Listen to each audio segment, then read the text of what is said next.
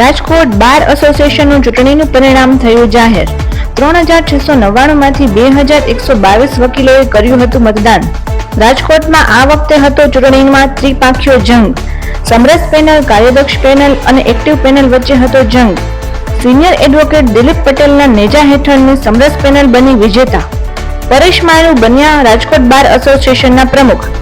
ઉપપ્રમુખ સુમિત વોરા, કેતન મંડ, સંદીપ વેકરિયા અને પંકજ ડોંગાની પેનલની થઈ જીત। ફટાકડા ફોડી તેમજ એડવોકેટે નાચીને જીતની કરી ઉજવણી।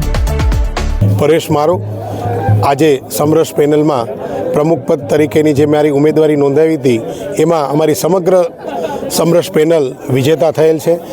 એ બદલ હું રાજકોટ બાર એસોસિએશનના તમામ સિનિયર અને જુનિયર એડવોકેટ ભાઈઓ અને બહેનોનો ખૂબ ખૂબ હૃદયપૂર્વક અમારી સમગ્ર ટીમ વતી આભાર માનું છું।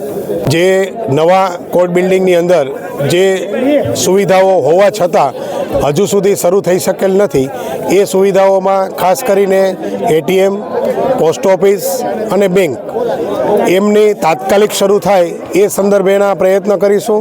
સાથે સાથે સ્ટેમ્પ વેન્ડરથી માંડી, ટાઈપરાઇટરથી માંડી એ લોકોને કોર્ટ પ્રિમાઇસીસની અંદર અલાયદી સુવિધા મળે એ માટેના પણ અમે પ્રયાસ કરીશું।